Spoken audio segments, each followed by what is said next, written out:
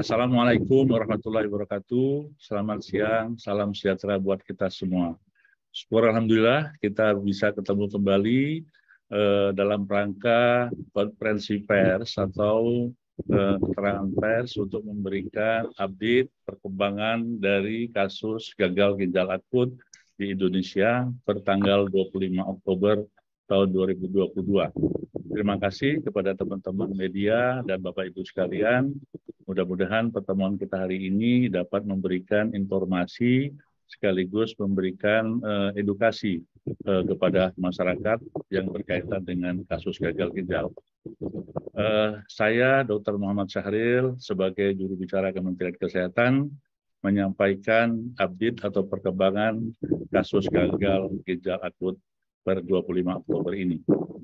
Yang pertama, perkembangan kasus gagal ginjal akut per 24 Oktober ini terdapat 255 kasus yang berasal dari 26 provinsi dan yang meninggal sebanyak 143 atau angka kematiannya 56%.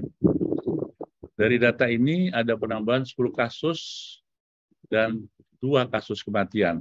Namun 10 kasus ini dan 2 kematian ini adalah kasus yang lama terlambat dilaporkan yang terjadi pada bulan September dan awal Oktober tahun 2022. Jadi bukan kasus baru ya. Kemudian surat edaran Kementerian Kesehatan pada tanggal 18 Oktober yang meminta untuk melarang penggunaan sekaligus juga menjual dan juga meresepkan di fasilitas layanan kesehatan, kemudian di rumah sakit, kemudian puskesmas, apotek, sementara telah berhasil mencegah penambahan kasus baru di Rumah Sakit Cipto Mangunkusumo sebagai rumah sakit rujukan nasional ginjal, tidak ada pasien baru sejak tanggal 22 Oktober yang lalu. Perlu kami jelaskan bahwa kasus gagal ginjal ini terjadi setiap tahunnya. Namun demikian, jumlahnya sangat kecil, yaitu hanya 1-2 kasus setiap bulan. Kasus gagal ginjal baru menjadi perhatian pemerintah setelah terjadi lonjakan pada akhir bulan Agustus dengan jumlah kasus lebih dari 35. Sama halnya seperti kasus hepatitis akut yang tiba-tiba juga melonjak kasusnya. Mengapa saat ini terjadi lonjakan kasus?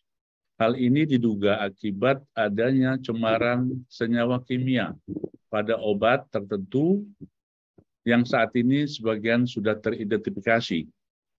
Jadi kasus gagal ginjal akut ini bukan disebabkan oleh COVID-19, vaksinasi COVID-19 atau imunisasi rutin. Jadi Kementerian Kesehatan telah bergerak cepat, merespon cepat, di samping melakukan surveillance atau penyelidikan epidemiologi, terus melakukan penelitian-penelitian untuk mencari sebab-sebab terjadinya gagal ginjal akut. Di antaranya kita sudah menyingkirkan kasus yang disebabkan oleh infeksi, oleh dehidrasi berat, oleh perdarahan berat, termasuk keracunan makanan minuman, dan dengan upaya itu Kementerian Kesehatan bersama IDAI dan profesi yang terkait telah menjurus kepada salah satu penyebab, yaitu adanya keracunan atau intoksikasi obat. Pemerintah sudah mendatangkan obat antidotum ya, yang disebut dengan Pomepizole dari Singapura sebanyak 26 vial dan dari Australia sebanyak 16 vial. Selanjutnya akan mendatangkan ratusan vial lagi dari Jepang dan dari Amerika Serikat, total sekitar 200 vial, dan obat ini akan segera didistribusikan ke rumah sakit rujukan pemerintah di seluruh Indonesia, dan obat ini gratis ya, tidak berbayar bagi pasien.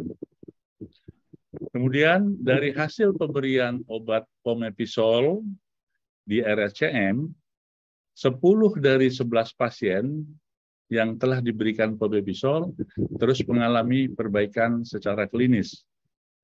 Tidak ada kematian dan tidak ada perburukan lebih lanjut. Anak tersebut sudah mulai dapat mengeluarkan air kecilnya atau air seni, dan dari hasil pemeriksaan laboratorium, kadar etilen glikol dari 10 anak tersebut sudah tidak terdeteksi zat berbahaya. Sebagai tidak lanjut hasil pengujian dan pengumuman dari Badan POM, maka Kementerian Kesehatan telah mengeluarkan surat edaran dari Dirjen Pelayanan Kesehatan untuk dapat digunakan kembali obat-obatan sejumlah 156 sesuai dengan Kemenkes nomor HK.02.02 Romawi /3515/2022 tentang petunjuk penggunaan obat sediaan cair sirup pada anak tertanggal 24 Oktober 2022. Obat-obatan di luar 156 tersebut untuk sementara tetap dilarang digunakan, ya, baik di fasilitas pelayanan kesehatan termasuk dijual di apotek sampai dengan pengumuman pemerintah lebih lanjut. Ingin kami tambahkan bahwa dalam rangka penelitian mencari penyebab ini, di samping kita sudah melakukan penelitian laboratorium dan menyingkirkan patogen-patogen lain, kita juga sudah melakukan biopsi pada ginjal anak-anak yang sudah meninggal dan ternyata terbukti bahwa ginjalnya memang ada kerusakan kelainan yang disebabkan oleh zat etilen glikol tadi.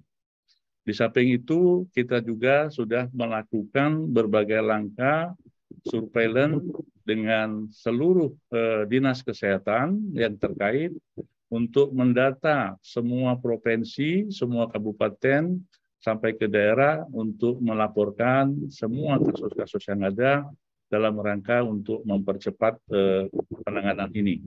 Dan tentu saja larangan pemakaian obat sirup yang telah kita keluarkan di tanggal 19 itu upaya untuk mencegah penambahan kasus sekaligus untuk mengurangi kematian akibat gagal ginjal akut.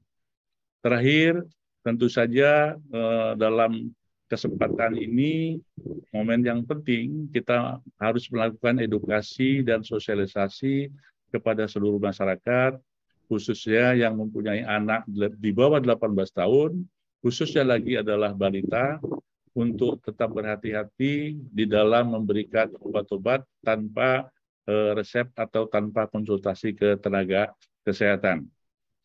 Demikian update atau laporan perkembangan pada tanggal 25 Oktober ini.